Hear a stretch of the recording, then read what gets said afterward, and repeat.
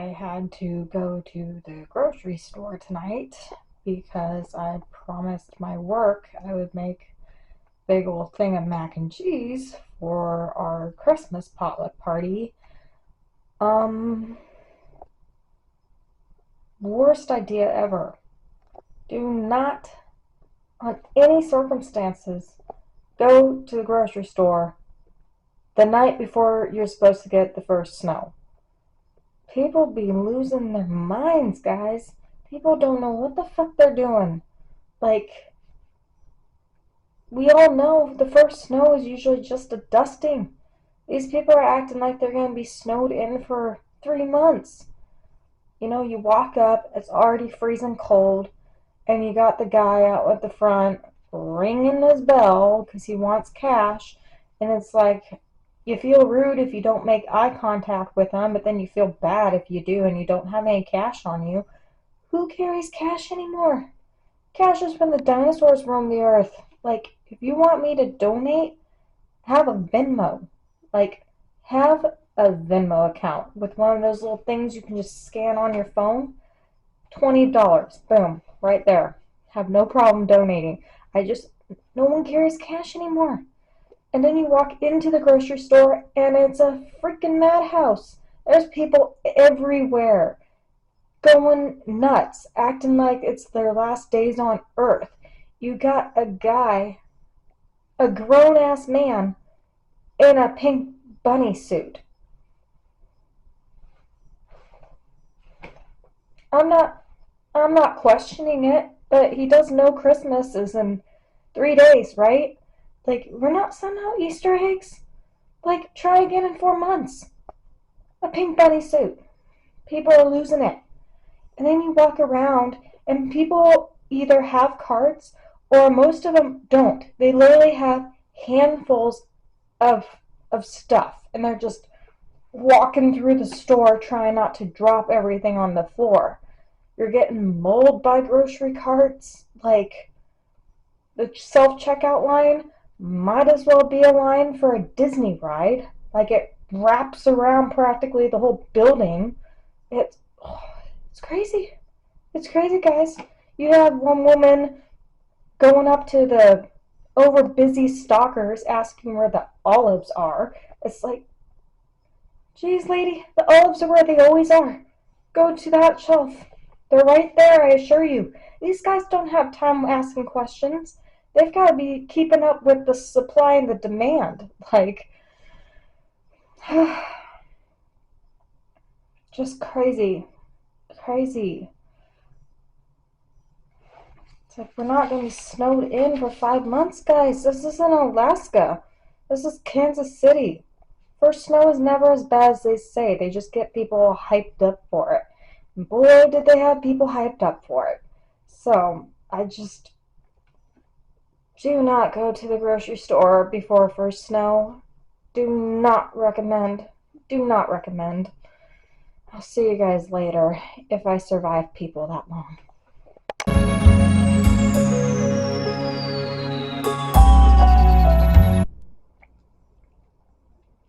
Good morning.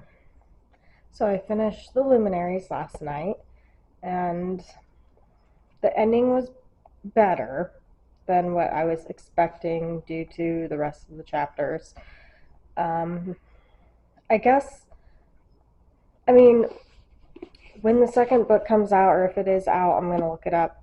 I probably will read it just because you can tell, like, she's building up to something. Like, there's more going on. There's a lot going on that she hasn't talked about yet, and there's a lot of secrets and things that have not been revealed.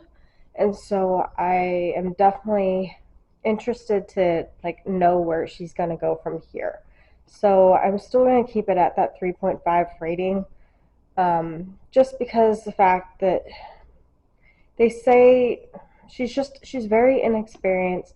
She's had like zero training from what she's done on her own, and then she's sent into the forest to do these trials, and like I said before, she just has dumb luck. Like, she has no reason to do as well or stay as safe as she does with the lack of training that she has, and yet she is like pretty much unscathed through most of it until the very end of the book, where finally we've got some things that actually happens to her.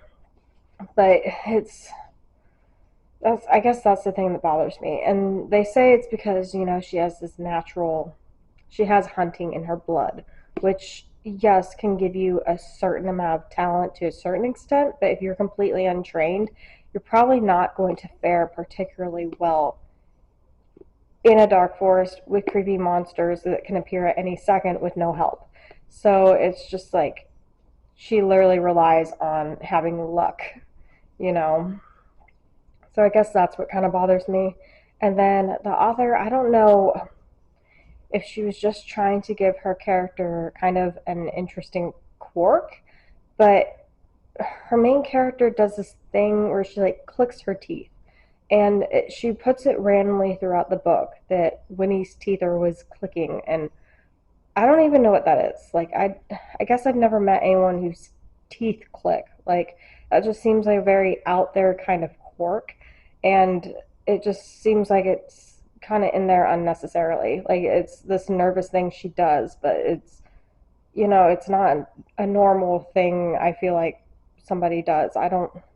If you've ever met anyone with teeth that click, let me know because I don't even know what that would sound like.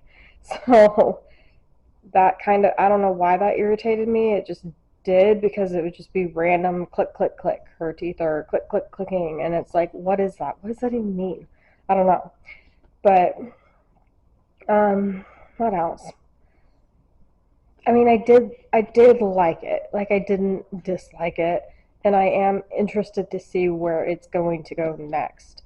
Because I feel I have some suspicions on certain things. Like there's a werewolf running amok, and I definitely caught on pretty early on who that probably is going to be. Even though they haven't officially revealed him, they did give like a significant hint. And so I feel like I know who that's going to be. I had a inkling as to one of the other characters that he may not be what he seems, and I think I'm correct on that notion as well. So there are things that I'm wanting to find out, but there are some things that just I don't know why it just took me a lot longer to read this than it should have. So I probably will give the second book a go though, just to find out what happens because I am wanting to know. But it's going to stay at that 3.5 rating for now. Um, and hopefully, as the books go along, there's a lot more action and stuff that is going to take place. But this one just felt like we're introducing a lot of the people and just the brief background, but I feel like there's so much more background that we need to know. The other thing that kind of bothered me was so at the beginning of the book, it was very clear that everybody pretty much ignored Winnie and her family because from what her dad did, they became kind of outcasts in their society. And then it was literally like after the very first trial that she did, and everyone thought she killed this banshee, that everyone started like loving them again. And it's like, and the society is so dead set on rules. So like she's a Wednesday, and that's like loyalty through and through. And so like it's very set strict laws when someone becomes an outcast that you pretty much ignore them. So for them to flip sides so easily and to all of a sudden everyone wanting to be her best friend and everybody inviting her family back into things, it just didn't really make sense because they really push that each faction has certain rules that they uphold no matter what. And so it just seemed a little odd that they would, after even the first trial, they just invite them back in like nothing happened. So that I didn't totally get. And especially since knowing that she's got no training, nobody questions anything that happens. They're just like, oh wow, she just must be this amazing. And it's like nobody questions that maybe it didn't go the way it did. So I don't know. someone so untrained would not have these miraculous things happening, and for no one to question it, it just seemed a little bit odd. But that's kind of my final critique.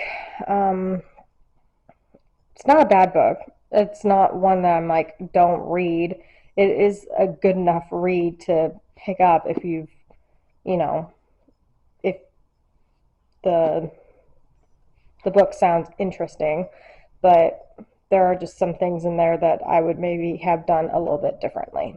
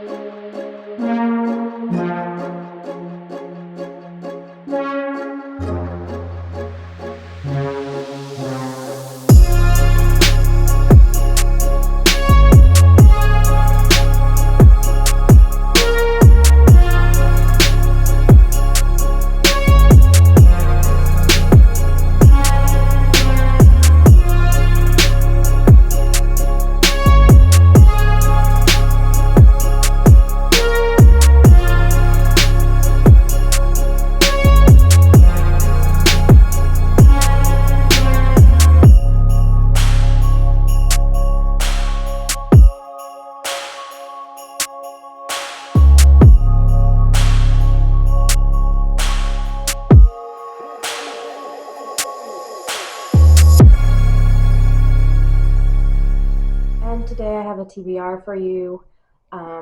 I fully intended on posting a video last week, but due to the busyness of Christmas as well as getting sick and not feeling well for the past few days, that did not happen. The flu finally caught up to me. As you can probably still hear in my voice a little bit, I'm definitely a little bit congested, but feeling much, much better than I was a couple days ago, and especially yesterday. So, we are back at it, and these are the books that I'm hoping to get through January. So I've got a small stack here, not like a huge stack, because unlike some of the bookie YouTubers, I'm still pacing myself on how many books a month I can get through, but I've been able to get through at least 3 every month, for a while now, so especially since the flexibility of my job, I think I'll be able to get through quite a few this month, but these are the ones I'm actually going to plan on reading. First up, I have Lightlark. This one I'm actually already a decent way through, but my sister got me this one for Christmas, and this one wasn't even on my radar, but let me tell you, I am loving it. Absolutely loving this book.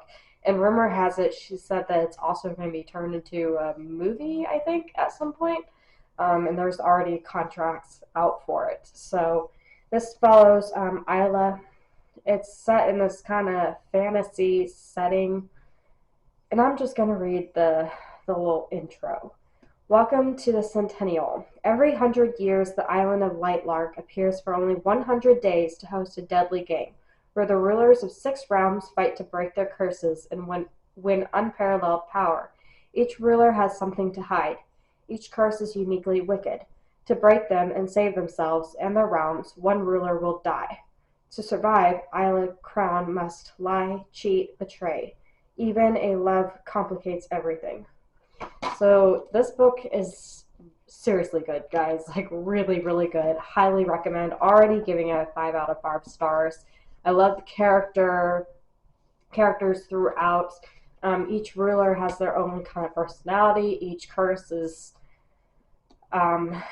complicated. The alliances, just it keeps going. Like it's nonstop. It just keeps flowing, and that's what I really like about it. It's really, really good.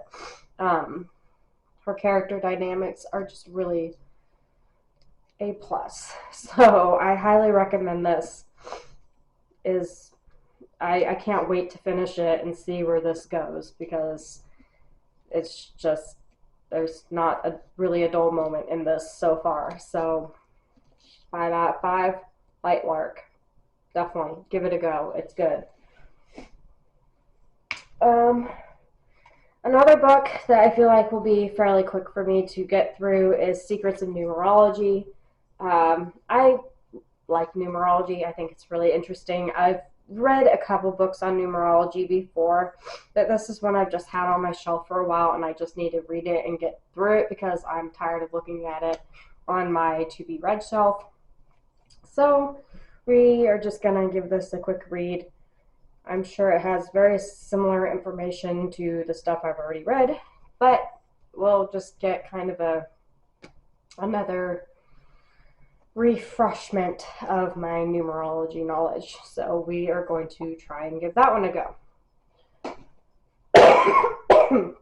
Sorry, see, I'm still coughing, but it's productive coughing, unlike it was a couple days ago. The next one I really want to read, which has been on my shelf also for a little while, that I've wanted to read, but I've just gotten distracted with so many other things, is Hoodoo and Voodoo by Maria Silva.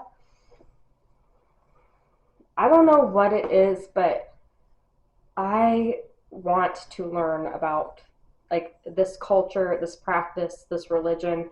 I know voodoo itself is very kind of kept secret. It's passed down from generation to generation, so I'll be interested to see how much like in-depth information is given in this book, knowing that that is the case. But I love learning about other cultures anyway, and so this is definitely one that I will be interested to see kind of the different aspects of hoodoo and voodoo. And I've always wanted to go to New Orleans. I don't know why. I've felt drawn to that, even though right now I'm hearing really sad things, that it's like the #1 crime capital. And so that disappoints me. So I probably won't be going there for a little while. I almost went there last year, but did not get to make it out there. But I would love to just get a sense for the witchy New Orleans vibes. Like it's calling me, and I really would love to learn about it and discover it if I can, or at least as much as I can, because I know it's a very sacred culture and practice and religion, and I've got to respect that. So we'll see what I can learn out of this book.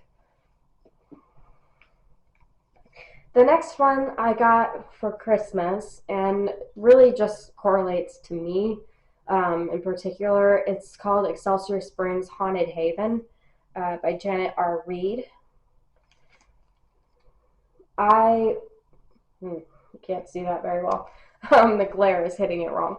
But I work in Excelsior. I work at the Elms Hotel and Spa, which is a haunted hotel. And yes, there has been kind of ghostly occurrences. Nothing like super out there in your face, but we have had things move by themselves.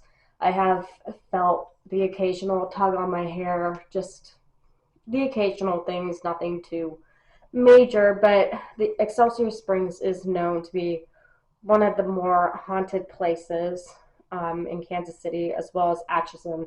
And so this is just a quick little read. of the most haunted locations in Excelsior. And I'm kind of looking forward to reading this because I feel like I've maybe looked up haunted places in Excelsior before just out of curiosity, but I don't really remember them.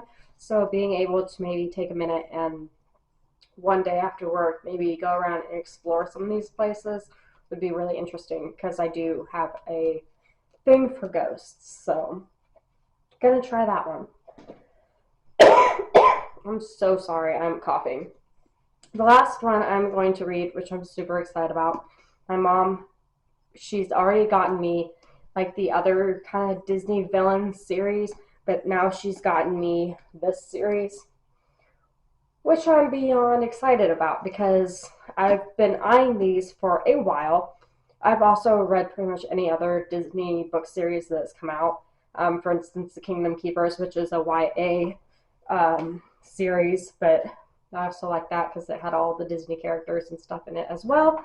But this one is all about kind of twisted fairy tales. About, it looks like a lot of the Disney villains. Um, but it says, "What if the evil queen poisoned the prince?" And it's Mirror Mirror. And it says, following her beloved mother's death, Snow White's kingdom falls into the hands of her stepmother, commonly referred to as the Evil Queen by those she rules. Snow keeps her head down at the castle, hoping to make the best of her situation. But when a plot to kill her goes awry, everything changes for Snow. With the help of a group of wary dwarfs, a kind prince she thought she'd never see again, and a mysterious figure from her past, Snow embarks on a quest to stop the Evil Queen and take back her kingdom. But can she stop an enemy who knows her every move and will do anything to hold on to its power, including go after the one Snow loves? So, I love anything Disney. Just love it. If I could live in the Cinderella castle, I would, which is funny because the author on the back says that she is in love with Disney as well. And if she could move her family into the Cinderella castle, she would. So, fellow Disney fan, can't wait to read it. I'm sure it will be awesome. And yeah, that is it. We'll see if we can get through all of these. We'll see if I can get through even more. We'll just see how the month goes. Um, but that is all. I'm going to give my voice a rest before I start coughing again. As always, stay happy, stay healthy, have a beautiful, wonderful new year full of good things, and I will see you next year. Bye.